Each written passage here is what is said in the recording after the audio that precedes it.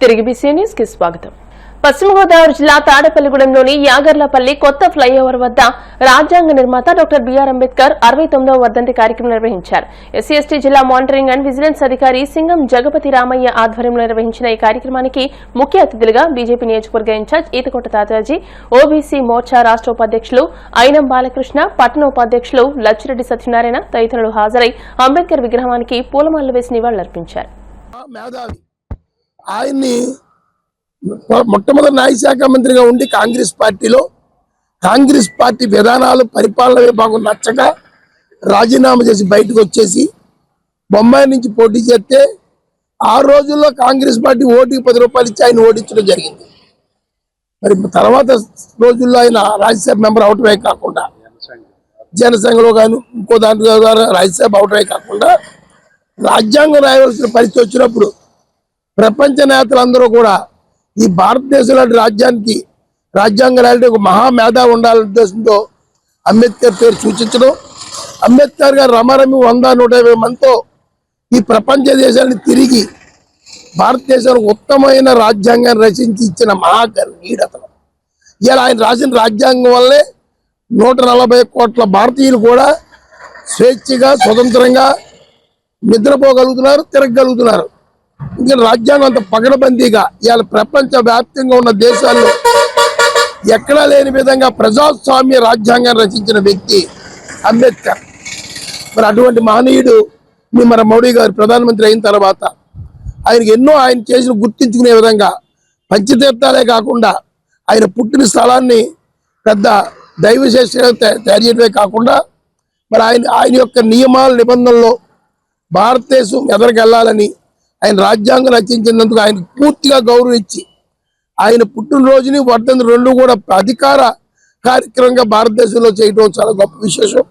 ఆ రకంగా అంబేద్కర్ను ఇప్పుడున్న యువత ఆయన చరిత్ర చదివి ఆయన ఎంత కష్టజీవి, ఎంత కష్టపడి ఎన్నో నష్టాలు ఓర్చుకుని దళితుల కోసం పోరాటం చేసి ఈరోజు మనందరికీ గుర్తింపు నాయకుడు అయినందుకు ఆయనకి ధన్యవాదాలు చెప్తూ ఆయన ఆత్మకు భగవంతుడు శాంతి ప్రశంసాలు కోరుతూ హిందూ సమాజాన్ని చైతన్యం చేసి ఈ దేశాన్ని విశ్వగురువుగా నిర్మాణం చేయాలని పెనుగొండ పీఠాధిపతి పరమపూజ శ్రీ ప్రజ్ఞానంద సరస్వతి తెలియజేశారు. పశ్చిమ గోదావరి జిల్లా భీమవరంలోని త్యాగరాజవనంలో ఆదివారం నిర్వహించిన హిందూ సమ్మేళనంలో ఆయన పాల్గొని మాట్లాడారు. ఈ మహాకార్యంలో హిందూ బంధువులందరూ భాగస్వాములవ్వాలని పిలుపునిచ్చారు. ఇందుకోసమే హిందూ సమ్మేళనాన్ని ఏర్పాటు చేయడం జరిగిందని అన్నారు. ఈ కార్యక్రమంలో ఆర్ఎస్ఎస్ గోదావరి విభాగ్ కార్యవాహ బెల్లపుకొండ వీరభద్రరాజు, హిందూ సమ్మేళనాల నిర్వహణ కమిటీ అధ్యక్షులు తటవర్తి చిన్న వెంకట నరసింహారావు, శంకర అలివేలు మంగతయారు, శ్రీ మావుళ్లమ్మ బస్తీ నిర్వాహక కమిటీ పాల్గొన్నారు.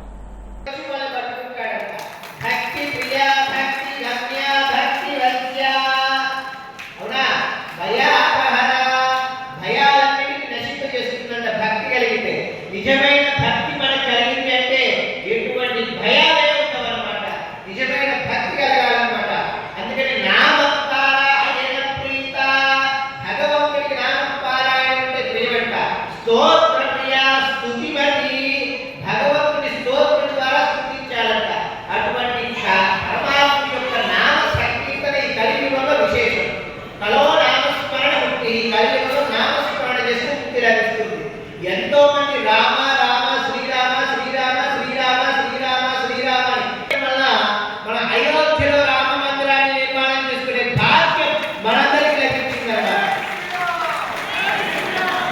అవునా? పూర్వంలో వాళ్ళకి లభించిందా? లేదు, మనకే లభించింది. అంటే మన పూర్వం ఉన్న వాళ్ళందరూ కూడా ఎంతో తపస్సు చేశారు. ఆ తపస్సు మనందరి చేత కూడా చేయించడం వల్ల మనకు అటువంటి భాగ్యం కలిగిందన్నమాట. అటువంటి భాగ్యం మనకే కలిగింది అంటే మన జన్మ ఎంత గొప్పదో ఆలోచించాలి. ఇన్ని వందల సంవత్సరాల కాంతి మనందరి యొక్క జప తపస్సు వల్ల జరిగిందంటే మనందరికి ఎంత గొప్ప శక్తివంతులో ఆలోచించుకోవాల్సిన విషయం. అటువంటి నామశక్తి విశేషమైనమాట. ఇక్కడ రామ నామం ఎంత గొప్పదో రామ తత్వం అంత గొప్పదన్నమాట. అటువంటి మహానుభావులు ఎన్నో కీర్తనలు రచించారన్నమాట. ఎంత మాత్రమున ఎవరు కలిసినా అంత మాత్రమే నీవంట. ఎంత మాత్రమున ఎవరు కలిస్తే అలానే కనిపిస్తా ఉంటా. కోరిక మేము వైష్ణవులు, కోరికతో విష్ణువట. తలచుకు శైవుడు, తగిన భక్తులు శివుడుగా కనిపించారంట. శాక్తేయుడికి శక్తి రూపంగా కనిపించారంట. వేదాంతులకు పరబ్రహ్మంగా, అలాగే కాపాడులకు ఆదిపైరుడుగా కనిపించారంట. ఆయన ఎవరంటే వెంకటేశ్వర స్వామి. ఎవరు? వెంకటేశ్వర స్వామి. ఏ భావంతో చూస్తే ఆ భావంతోనే కనిపించారంట. అటువంటి భగవంతుడు మనకి మాత్రమే అటువంటి యోగ్యతమైన స్థానాన్ని మనకి ఇచ్చారండి. ఏ భావంతో కలిస్తే అలా కలుస్తారంట. ఒక పిలుపులో పిలిస్తే పలుకుతావట స్వామి. చూడండి ఎంత గొప్ప విషయం. మార్గశిర మాసం ఆరుద్ర నక్షత్రం పురస్కరించుకుని ఏలూరు జిల్లా భీమడోలులోని అతి పురాతన శ్రీ పార్వతీ సమేత భీమేశ్వర స్వామి ఆలయంలో విశేష అభిషేకాలు పూజలు నిర్వహించారు. ఆదివారం తెల్లవారుజాము నుంచి అర్చకులు కాలకూరి విజయశంకర శర్మ, వెలవెలపల్లి వెంకట శివకుమార్ ఆధ్వర్యంలో స్వామివారికి విశేష రుద్రాభిషేకం, పంచామృత అభిషేకాలు నిర్వహించారు. ఆలయ ఆవరణలో 12 జంటలు పార్థివ లింగానికి విశేష పూజలు, విశేష లింగార్చన చేశారు. అనంతరం మేళతాళాలతో ఊరేగింపుగా వెళ్లి గోదావరి కాలువలో పార్థివ లింగాన్ని నిమజ్జనం చేశారు. ఈ సందర్భంగా స్వామి వెంకటేశ్వరరావు మాట్లాడుతూ దేశ ప్రగతి, గ్రామ శ్రేయస్సును కాంక్షిస్తూ భీమడోలు శ్రీ భీమేశ్వర స్వామి ఆలయంలో చైర్మన్ కనుమూరి లీలాకృష్ణ ఆధ్వర్యంలో మార్గశిర మాసం ఆరుద్ర నక్షత్రం పురస్కరించుకుని విశేష అభిషేకాలు, పూజలు, పార్థివ లింగార్చనలు నిర్వహించడం జరిగిందని అన్నారు.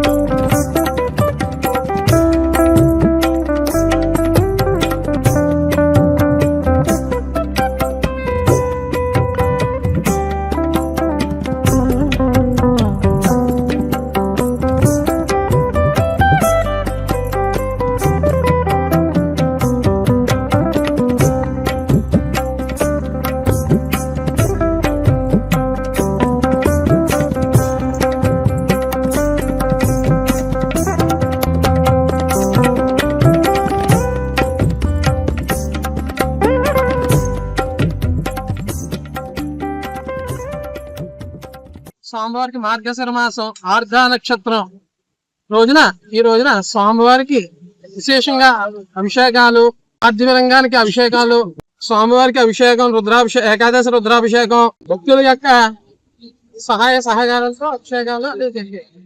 ఈ రోజు మన పార్వతీ భీమేశ్వర స్వామి దేవస్థానంలో మార్గశిర మాసం ఆర్ధ నక్షత్రం కారణంగా విశేష పూజలు, పార్థివ శివలింగారాధన, అభిషేకాలు, అర్చనలు జరిగాయి.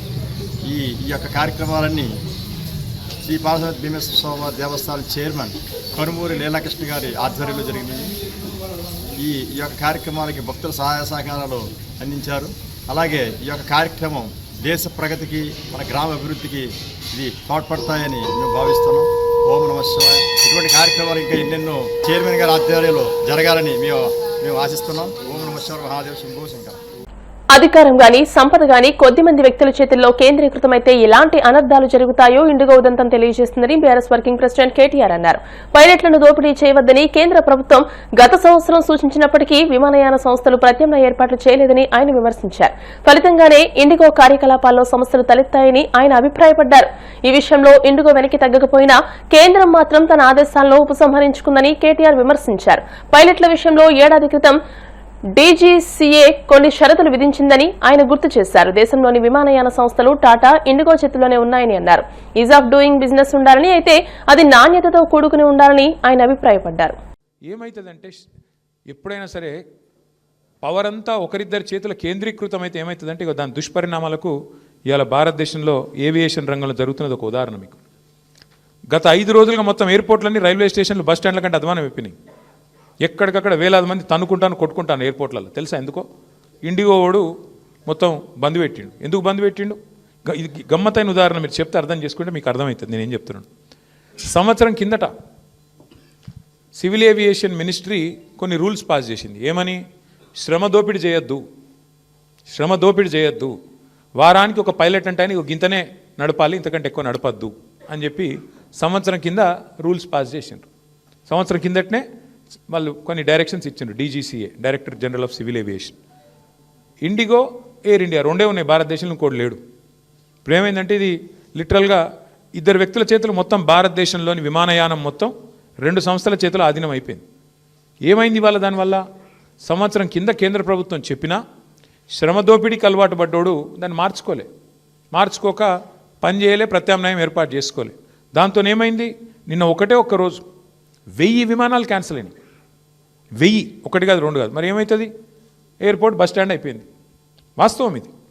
ఏం జరుగుతుంది, కొంతమంది వ్యక్తుల చేతుల్లోనే మొత్తం శక్తి కేంద్రీకృతమైతే. దానికి ఒక గొప్ప ఉదాహరణ, ఆ దుష్పరిణామానికి గొప్ప ఉదాహరణ నిన్న మొన్న విమానయాన రంగంలో జరుగుతున్న వ్యవహారం.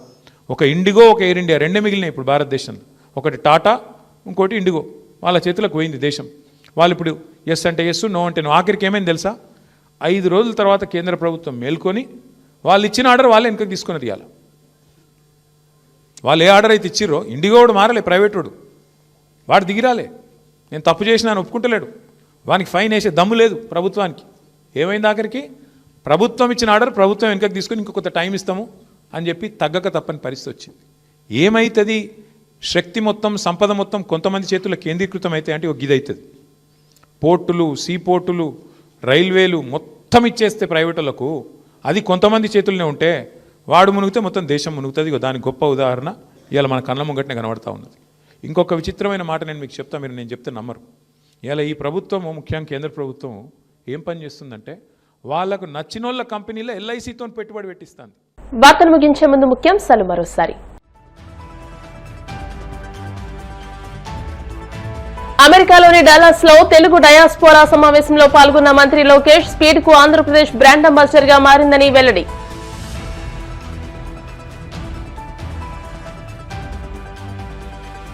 నెల్లూరు 53వ డివిజన్లో పట్టాల పండుగ కార్యక్రమం. అర్హులైన పేదలందరికీ సొంతిల్లు ఉండాలన్నదే కూటమి ప్రభుత్వ లక్ష్యమన్న మంత్రి నారాయణ.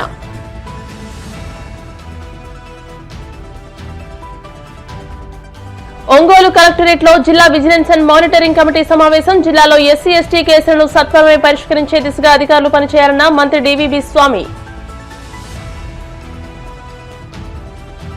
పైలట్లను దోపిడీ చేయవద్దని కేంద్ర ప్రభుత్వం గత ఏడాది చెప్పిందన్న కేటీఆర్. ఇందుకు వెనక్కి తగ్గలేదు కానీ కేంద్రం తన ఆదేశాలను ఉపసంహరించుకుందని విమర్శ. ఈ వార్తలు ఇంతటితో సమాప్తం. మరిన్ని వార్తల కోసం BCN digital YouTube channel, Facebook page ని ఫాలో అవ్వండి. అప్డేటెడ్ వార్తల కోసం ప్లీజ్ సబ్స్క్రైబ్.